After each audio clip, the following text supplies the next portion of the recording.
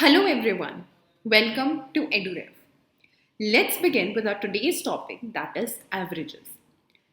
Now we all have studied averages before, but let me tell you one thing, why this chapter is important in CAT. Now the point is that we all know that average is nothing but the mean value of a set of numbers, right? Now, because the concept is very easy and you can solve these questions quickly, that is like in your head, you can calculate, you even do not have to, write anything on the paper to calculate questions related to averages. So this chapter comes in very handy when you have to do the CAT exam. Why? Because if there are questions of averages in your exam, you can quickly solve them without wasting any time. So because we know that this chapter is very easy and very interesting and we can easily grab those marks with the help of this chapter. So let's finish up with this chapter very quickly. But before actually going to the concept or the question part, I want to ask you like a few things. First of all, if I have two numbers, okay, just tell me one thing that if I have two numbers, let's say 80 and 90, and I want to find out, let's say, the average of these two numbers, then what is the procedure that you people are going to follow?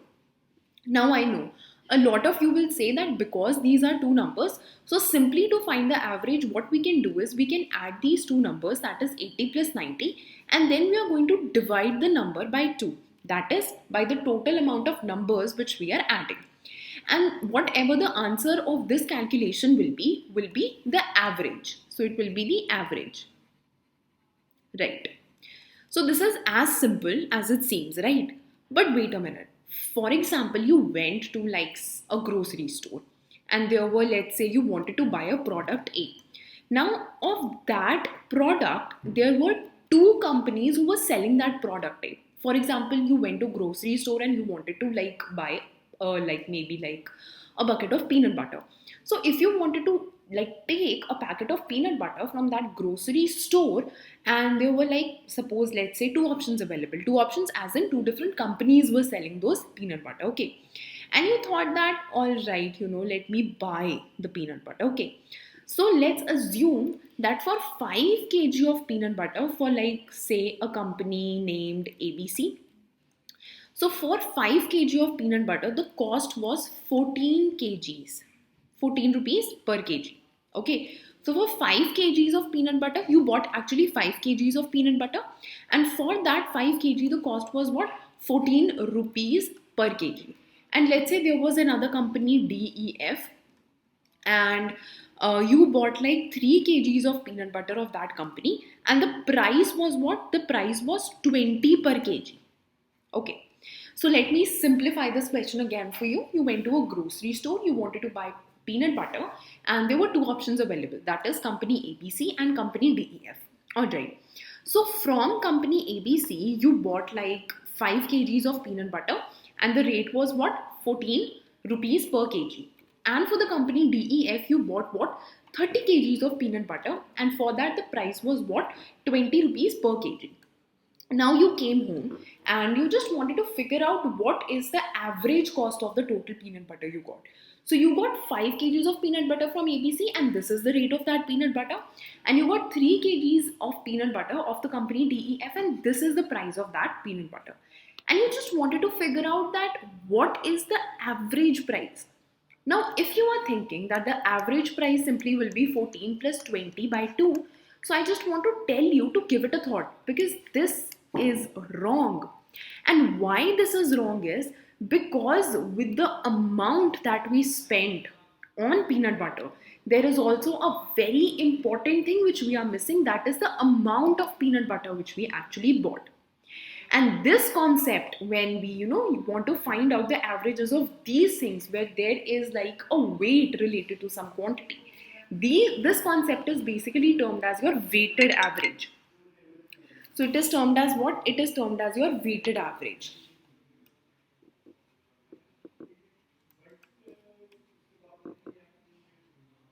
So this concept is termed as your weighted average. Alright, so now you understood that what is your average when you want to find out a normal average and when do you want to find out the weighted average.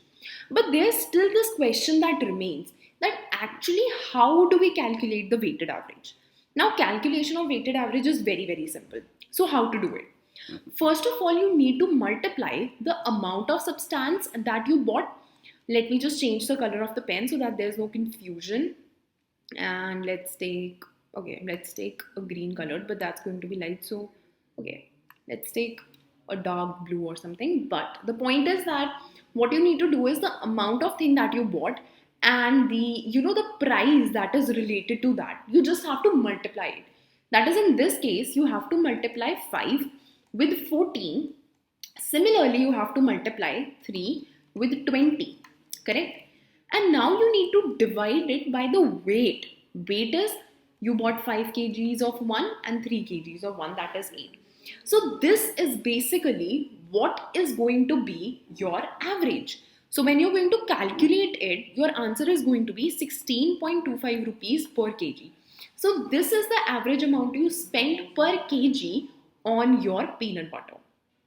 I hope you understood that what are averages and what are weighted averages and why do we include weighted averages into our curriculum, and why it is important to know about weighted averages. Because see, these kind of averages are okay, but in your real life, weighted averages is the concept which you are going to use more, because there is going to be a weight connected to some sort of like amount or something like that, and in those cases using weighted averages is a must.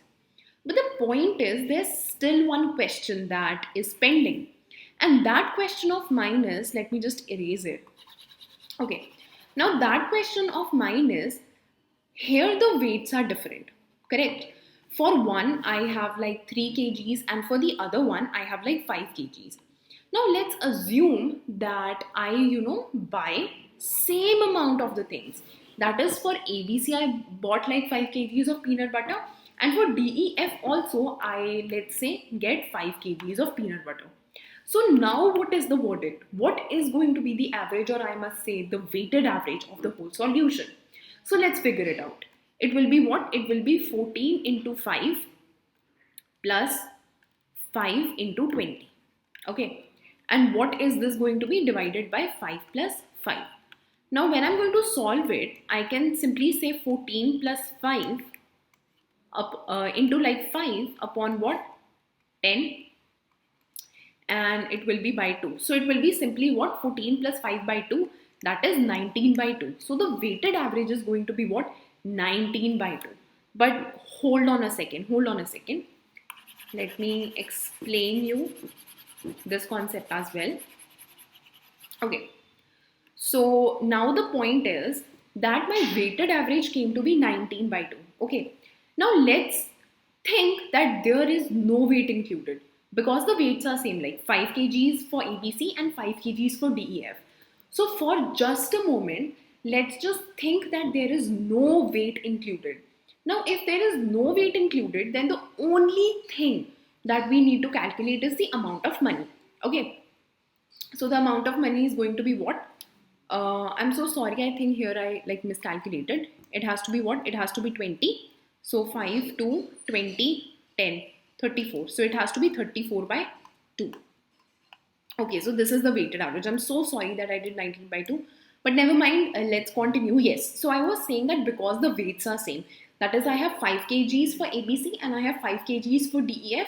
So let's just do one thing. Let's just forget for a moment that there are any weights, and let's just find out the average with respect to the amount of money that we spent. That is 14 rupees per kg on ABC and 20 rupees per kg on what? DEF. So if I want to find the average of 14 and 20, what it's going to be? It's simply going to be 34 by 2. Why? Because I just have to add 14 and 20 and divide by the total number of things that I have, and that is 2. So it will be what? 34 by 2. Now there is this one thing which you can relate. That is, when the weights are same, then if I include the weight or if I do not include the weight, then my average is going to be the same. That is, whenever there is a question in your exam where you need to calculate your weighted average. So when you need to calculate your weighted average in your exam, at that point of time, if the weights of the two substances are same, then instead of going and applying the weighted average formula, you can simply write the formula of your normal averages the way you calculated.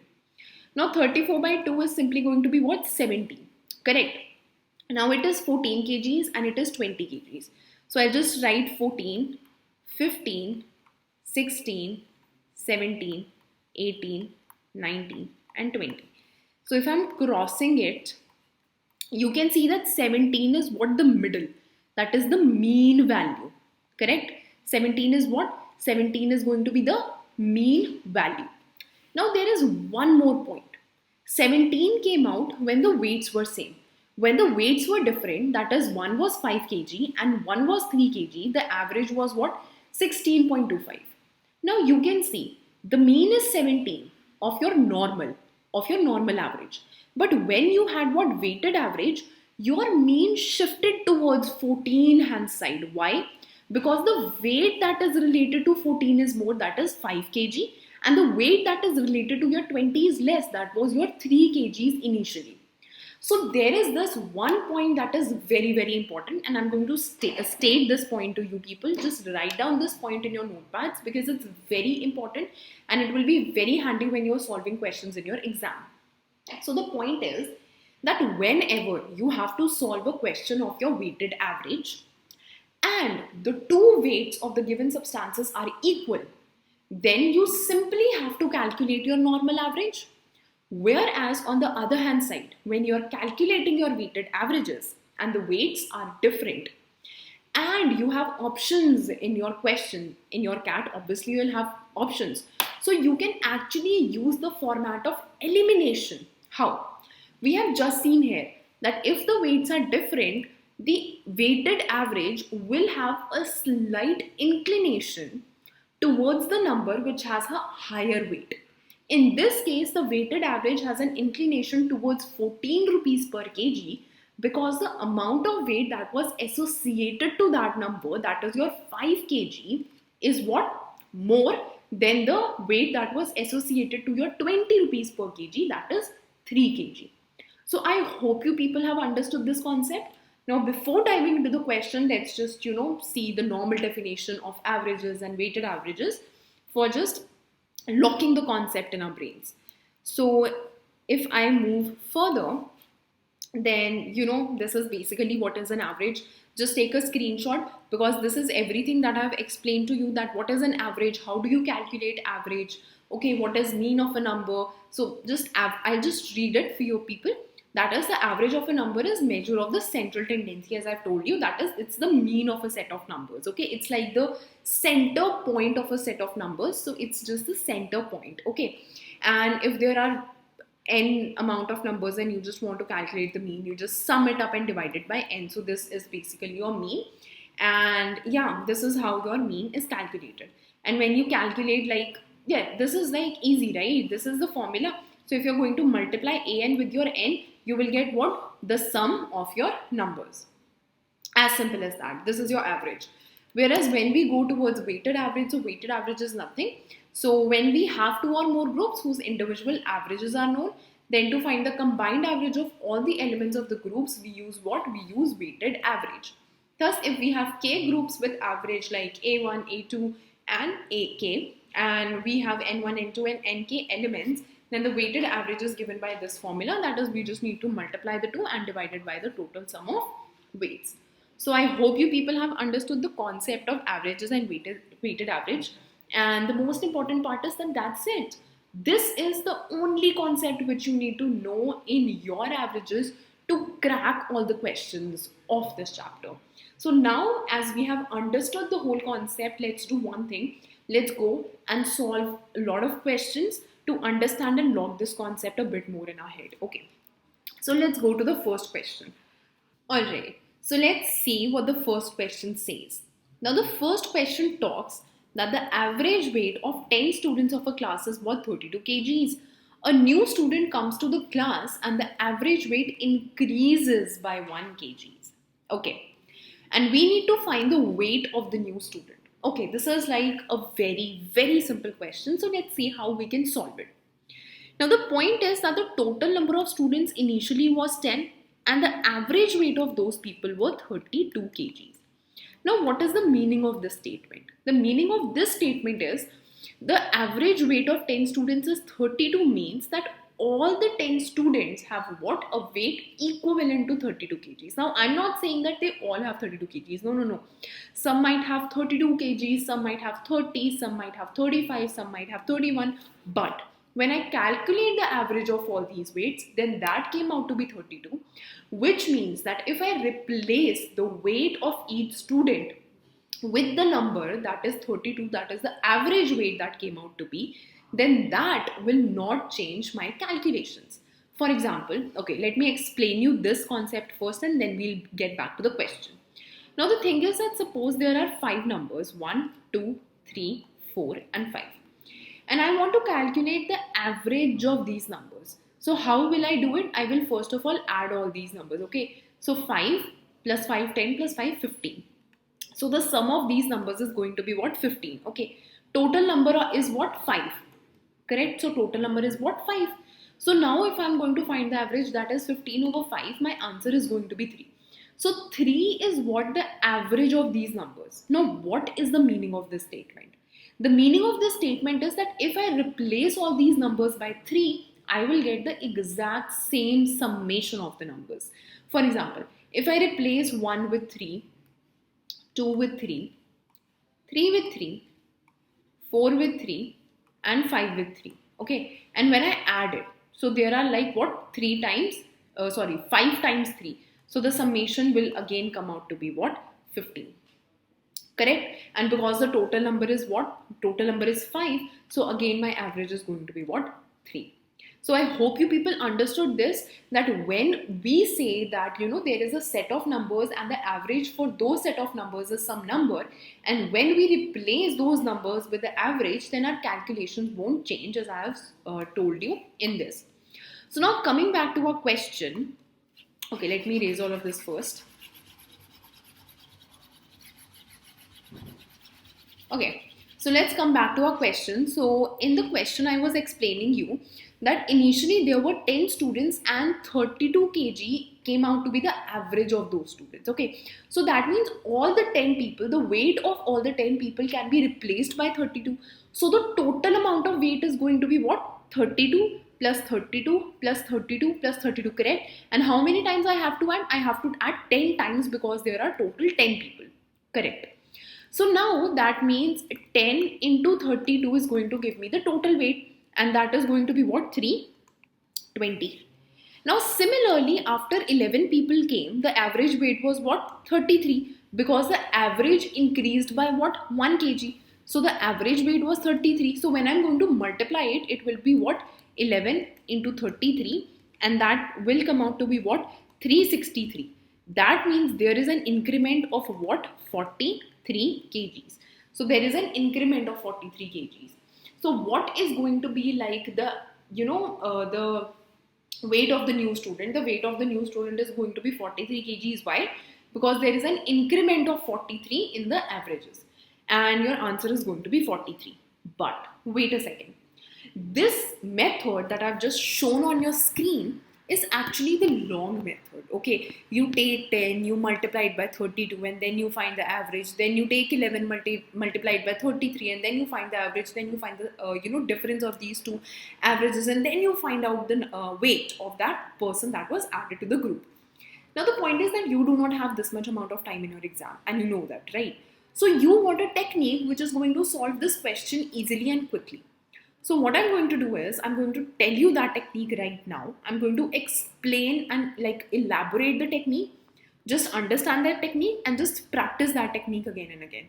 Because obviously, I'm explaining this technique to you for the first time, so it might seem that it's a bit lengthy technique, but when you will have a practice of that technique, it will be very, very handy. So let me do one thing. Let me erase all of this, and then we'll start with the technique. Okay. Alright. So now the question said what? The question said that there were 10 people initially and the average was what? 32. Okay. And one person was added. So the average increased by 1. So just tell me one thing. If the weight of that one person, that is the 11th person that was added in the group, let's suppose that the weight of that person is 32. Now, if the weight of that person is 32, will the average increase, decrease, or remain the same? Just tell me this. Alright, so let me only tell you, if the weight of the person that was added, that weight is equivalent to what? The average of the students, then that means with the inclusion of that person, the average is not going to change. Correct?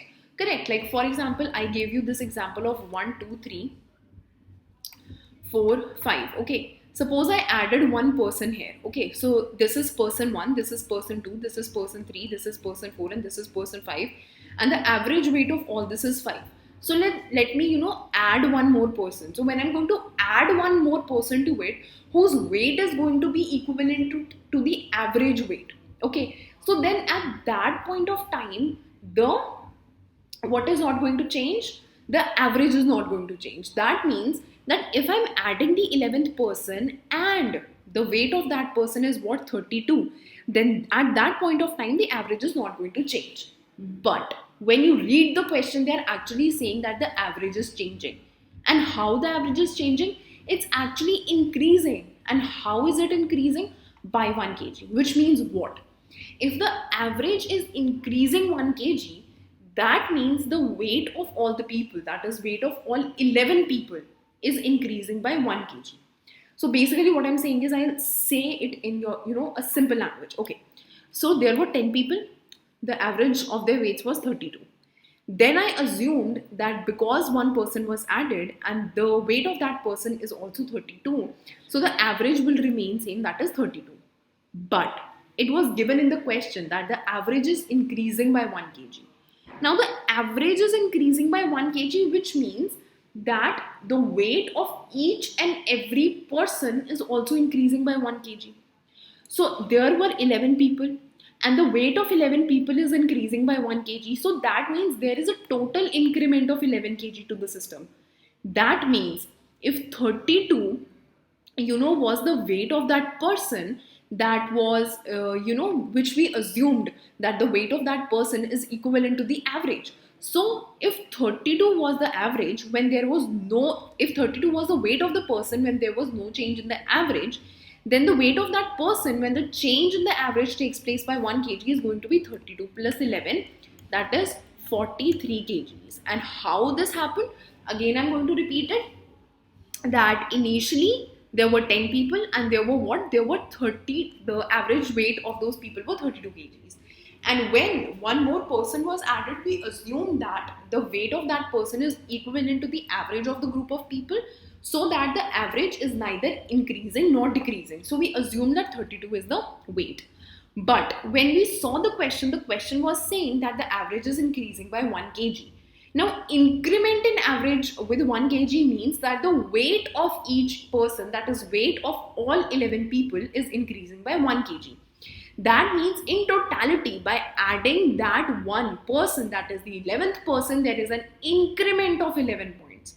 That means the total weight which the new person has to be the weight which we assumed plus the increment of weights which it caused, that is 32 plus 11, so it has to be 43. So I hope you people have understood how you need to solve it. It might seem that it's a bit complicated, but when you will practice a lot of questions, this technique is going to be, very, very handy, because you can quickly solve these questions in your exam, okay, like in your head itself. So let's move on to the next question. So the next question asks what? The next question asks that we need to find the average of first 40 natural numbers. Now, this question is also very simple. We know that when I write first 40 natural numbers, so the way I write it is 1, 2, 3 till 40. Alright. And the summation of like a series, this series has to be n into n plus 1 by 2, where n is the number of, like the number that is given, that is the number of numbers. So here the number are 40. So the total numbers are 40, so it just has to be 40 into 40 plus 1 by 2. And whatever the answer comes out to be, which is going to be what? 20.5 actually. So that is going to be what? That is going to be my answer. Now just tell me one thing. Okay, you need to tell me one thing. And that point is, see, the point is that because we have the series and because we know how to sum up the series. Okay. Right. So there is this series and we know that what is the summation of the series. But is there any other method of solving this question, without actually knowing what is the summation and all that? Because, it might happen that there is a series which is given and instantly in your head, you do not know the answer of it. You do not know what is the formula of summation of those series. So I think instead of, finding a trick here, let's apply some common sense. Okay, let's just apply some common sense because I know we can do it. Okay, so now the point is that let's not take 40 natural numbers. Let's take first, I would say, 9 numbers. Okay, so it's going to be 1, 2, 3, 4, 5, 6, 7, 8 and 9. Now what is going to be the average of this? So the average of this is going to be the mean value. Okay, the mean value has to be the average. Okay, so when you find the mean, that means the central point. And the central point of this number is what? 5. Because there are 4 points on the left and there are 4 points on the right. So the central has to be what? 5. So without calculating or without taking the sum of 1 plus 2 plus 3 plus 4 plus 5 plus 6 plus 7 plus 8 plus 9 and dividing it by 9. So without involving ourselves into this complicated summation of numbers and then finding the average, we simply applied our common sense. That is, we want to find out the average. Average is the central number, that is the mean value, and the mean value of this set of numbers is nothing but 5. Now, if I can apply this common sense to a smaller set of number, I can do the same to a bigger set of number as well. That is, when I say that I need to figure out the average of first 40 natural numbers, then the first 40 natural numbers ka mean has to be what it has to be. That means the center. Okay. Now understand one thing. The set of numbers which I took, that is from 1 to 9, are odd numbers. That is, I took first 9 numbers, that is odd number. So finding out the mean of odd numbers is actually easy because you have odd numbers, so you can easily find the middle value and you will have equivalent distribution towards your left and your right side. But when you talk about even numbers, then there has to be what? 2 mean values, and in this case it's going to be 20 and 21. Correct? So if you find out the mean of this, that is 20 plus 21 by 2, you will get the same answer, that is 20.5. So without knowing this, a complicated formula or something, by applying common sense, we can easily find the mean of the set of numbers. So here they are asking 40 natural numbers. You can do the same with what? Like 100 natural numbers, or maybe let's say 500 natural numbers. So it's just pure common sense. That is, first I assume that there are 9 numbers and I came to know that what is the central, that is the average number of this. Now for my set of even numbers, that is set of total numbers that is even, that is 40. I figured out that because the total numbers which I got are even, so there are going to be 2 central values, that is 20 and 21. And then I calculated the average of it. As simple as that. Okay. I hope you understood this question as well. So let's move on to the next question now. Alright, so let's see what the next question says. Now it says that we have 5 numbers, that is A, B, C, D, E, which are consecutive odd numbers that are greater than what? Greater than 150. And we need to find the average of these numbers in terms of what? In terms of A. Alright, so they have given 5 numbers, that is A, B, C, D and E. And they are greater than 150 and they are what? 5 consecutive odd numbers. So let's take an example. Let's say this is 151. So this has to be 153. This has to be 155. This has to be 157. And finally this has to be 159. Now the point is that this is A. Okay. So can I say this is a plus 2? Yes. And I can say this is a plus 4. Similarly, D can be written as a plus 6 and E can be written as a plus 8. So now these are the numbers, okay. So if I add them, that is a plus 2 plus a plus 4 plus a plus 6 plus a plus 8 divided by 5. So it's going to be what? 1, 2, 3, 4, 5 A's. So this will be equal to 5A plus. Now 6 and 4 are going to be what? 10. 8 and 2 are going to be what? 10. 10 plus 10 is going to be 20. So 20 by 5. So when I'm going to solve it, it will be 1. So it will be A plus, this will be 4. So the answer is going to be what? Answer is going to be A plus 4. I hope you understood this. I hope it was simple. That is, you do not have to worry about other numbers. There are just 5 numbers consecutive that is given that are odd numbers. So we took the example. We tried converting those numbers in terms of A. Then we found out the average of the numbers, which came out to be A plus 4. So A plus 4 is the average of these 5 consecutive odd numbers that are greater than 150 in terms of A itself. So I hope you people understood this question. Now let's go and find out the next question. Alright. So now the next question says that the average of 20 numbers is 0. Okay. So I have 20 numbers. 1, 2, 3, 4, 5, 6. There are 20 numbers and their average is 0. So average 0 means that their mean is 0. Their mean is what? 0. Now the point is, if mean is 0, then we can say that the sum of those numbers are 0. Okay, because average is nothing but average is the summation of numbers upon the total numbers. Now the total numbers cannot be 0 because there are 20 numbers. Okay, and even if your n is 0, then this whole quantity is going to be not defined, which just does not make any sense. That means if your A is 0, that is your average is 0, then the summation of your numbers is 0 because n is already given, that is 20 numbers. So if your summation is 0, that means a group of those numbers are going to be what? Negative, and a group of those numbers has to be positive because negative and positive will add up to give you 0. Now the next part of your question says that out of all the numbers that are there and whose average we know which is equal to 0, we need to find out that at the most how many of these numbers can be greater than 0. Like at most, like at max, how many of these numbers can be greater than 0.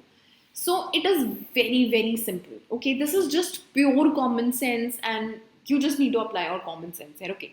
Now the point is that I need to find out at max how many of these numbers can be positive. Now there are 20 numbers and I know that out of these 20 numbers, your numbers can either be negative or positive. And I need to figure out the maximum positive number. That means the amount of negative numbers that are present in a group of 20 numbers should be very, very less. And the least has to be 1.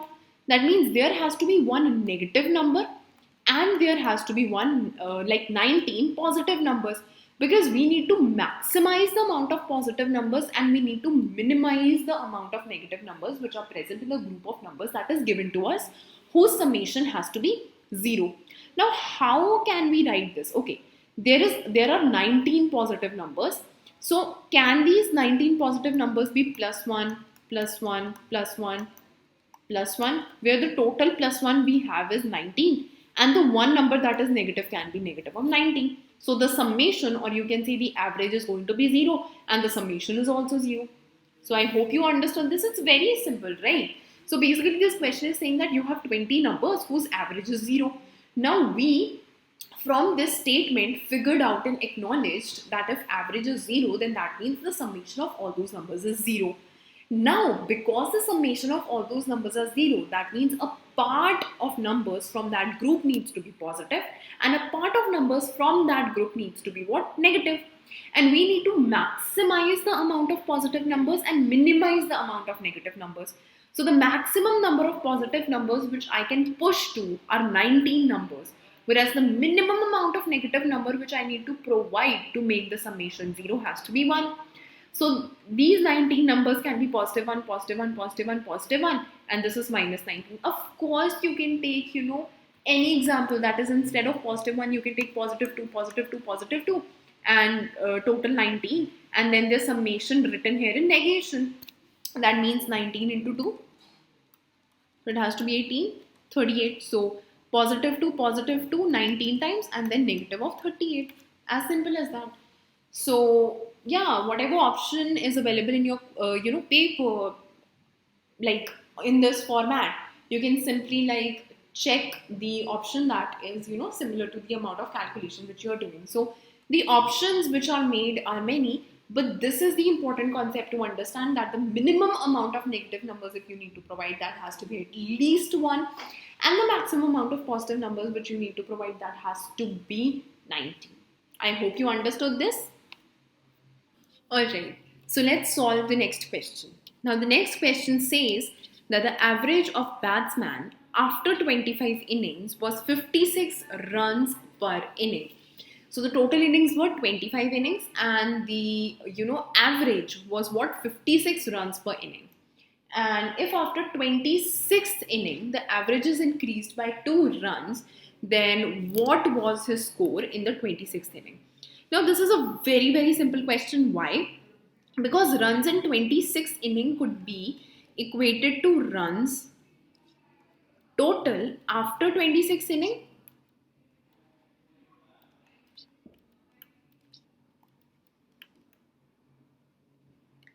minus the runs total after your 25 innings.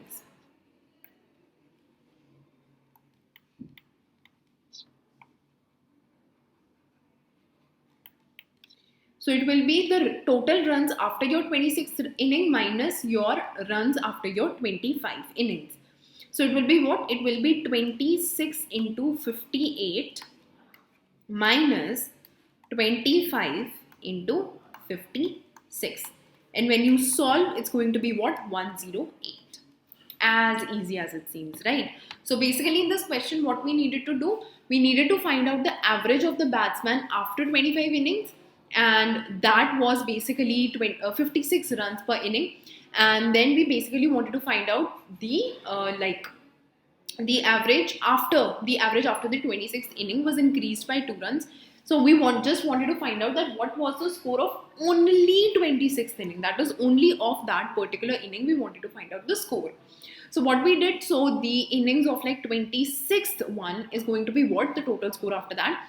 So it will be equal to the runs that was total after your 26th inning minus the runs total after your 25 innings. And that is going to be what? It's going to be 26 into 58 minus 25 into 56. As simple as that. That is the innings into run, that is 56, and the inning 26 into, because 2 were added, 2 runs were added, so it became what? 58. And when you will solve it, it will be 108. Let me explain this equation once more to you. So it was 26 innings and the total runs were what? 2 more than the last one. That is, in the last one we had 56, so 2 more is going to be what? 58 minus innings of 25, so 25 innings, and the score was what? 56. So into 56. I hope you have understood this. Now let's get back to next question. Alright, so let's solve this question now. This question says that the average marks of a group of 20 students on a test is reduced by 4 when the topper who scored 90 marks is replaced by a new student. So we want to figure out the marks, like how many marks did the new student have. So that is, we want to figure out the marks that the new student had.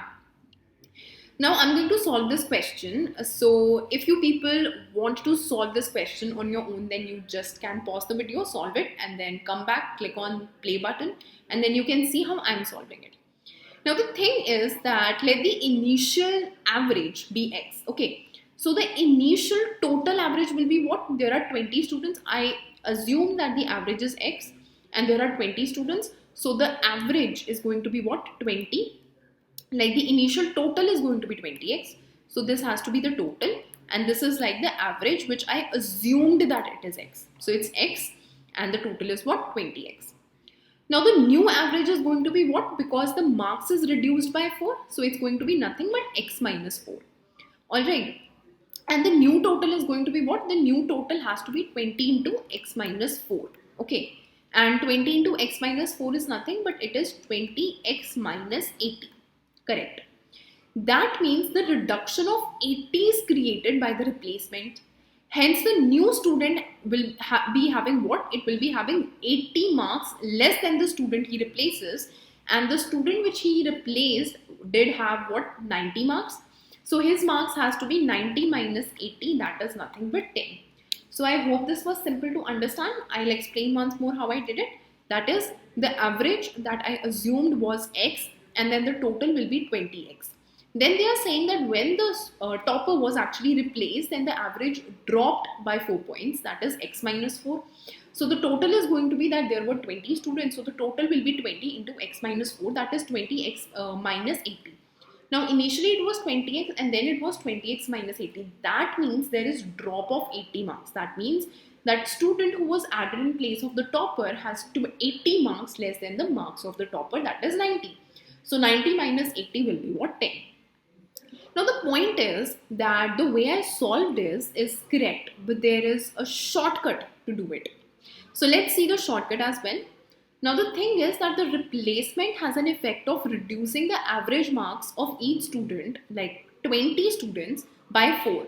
That means that particular person who was added in place of the topper had an effect that it actually reduced 4 points from the average. Okay, so it had an effect of reducing the average marks of each student by 4 points. Okay, hence the replacement must have how many marks? 20 into 4, that is 80 marks below the marks of the topper. So again, 90 minus 80 is going to be what? 10. So this is the shortcut which you can do in your head, but for your purposes, I just showed you a bit of calculations how you can do it. I hope you understood both the methods in this question, because it's important that you understand how to solve the question in a conventional method and how to quickly solve it so that you can see the difference between the two methods, and you can use on the basis of maybe you can say your comfort zone, or maybe on the basis of the time you want to solve the question. So let's move on to the next question now. Alright, so let's solve this question. Now this question says that a person covers half his journey by train and the speed was 60 kilometers per hour, and the remainder half by bus and the speed was 30 kilometers per hour, and the rest of the journey by cycle and the speed was 10 kilometers per hour. We need to find his average speed during the entire journey. Now, first of all, in this question, we need to recognize one thing. We need to recognize that the journey by bus and that by cycle are of equal distances. Okay, so the person covers half his journey by train, the remainder half by bus, and the rest by cycle at 10 kilometers per hour, 60 kilometers per hour, and 30 kilometers per hour. So basically, we need to recognize that the journey by bus and that of the cycle are of equal distances. Hence, we can use a shortcut that we have done before. That is, what we can basically do is, we get the average speed of the second half of the journey. That is, it's going to be what? 10 plus 1 into 5, which is going to be equal to what? 15 kilometer per hour. Then we employ this same technique for the first part. That is, it's going to be 15 plus 1 into 9, which is going to be nothing but 24 kilometers per hour. And this is going to be the answer. Alright, so I hope you people understood this question. It's a very, very simple question. Just give it a thought, okay? How did I solve it? Why did I use these equations? What you can do is just pause the video and give it a thought. Now the thing is that a person covers half his journey by train, that is 60 kilometers per hour, then the remainder half by 30 and the rest by cycle. That means what? That means the first half of his journey and the next half of his journey, when I say that it covered, by bus and by cycle, so it was actually covering equal distances. Correct? It was actually covering your equal distances. So for that fact, we used what? We calculated the average of the second half and then we calculated the average of the first half. So basically for the second half, we applied this, that is 10 plus 1 into 5, that is 15 kilometers per hour. And for the second half, we applied with that of the train, that is 15 plus 1 into 9, that is 24, which is the answer. That is the average speed during the entire journey. So I hope you people understood this. Now let's move on to the last question for the day. And the last question states what? The last question states that a school has only 3 classes that contains 10, 20 and 30 students respectively. So there are only 3 classes. Let those classes be A, B, C. So the total number of students in class A has to be 10. The total in B has to be 20 and the total in C has to be what? 30. Now the pass percentage of these classes are 20%, 30% and 40% respectively. That means if you are in class A and if you need to pass your subject, or you can say a course, then you need at least 20%. Similarly for B, you need at least 30, and lastly for C, you need at least 40%. Now we need to find the pass percentage of the entire school. So we just want to figure out what is the average pass percentage of the entire school. Now we can use, the concept of weighted averages here. That is very simple. What we can do it, we can multiply 10 by 20%,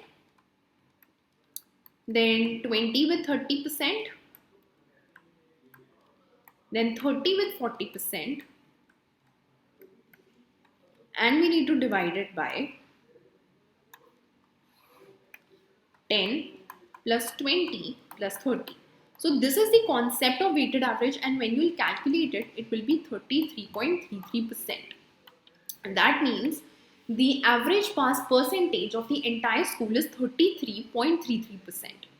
Now alternatively, we can also use solving while reading technique. Okay, so let's see what that technique is. First of all, let's just erase it.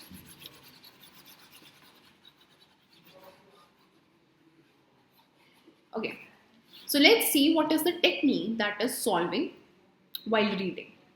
Now the thing is that we recognize that the pass percentage would be given by what? The passed students over the total students. That is the passed students over the total students.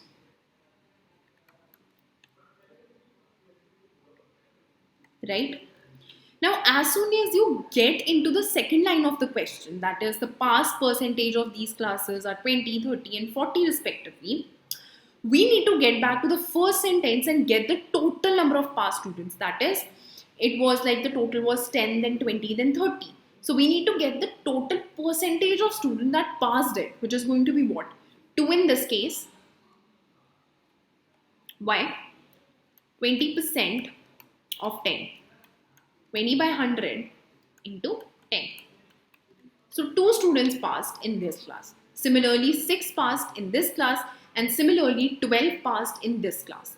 So if I take the total is going to be 20, and the total number of students, the total of the passed students is going to be 2 plus 6 plus 12. That is 6 plus 2 is 8, 8 plus 12 is 20. And the total number of students are what? 30, 40, 50 and 60. So 60. So it's going to be nothing but 2 by 6. Now 2 by 6 is basically what? The passing percentage. Now I need to convert it into percent. So I need to multiply it by 100. So this will be what? 100 by 3. That is again 33.33%. So I hope you people understood both the techniques in this question as well. So I hope you people have understood all the questions. Now you can go to EduRev and attempt these tests to understand this chapter in depth and to unlock all the logged videos, documents, tests for CAT with EduRev Infinity Plan and ace your exams at less than 80 rupees per month. Thank you.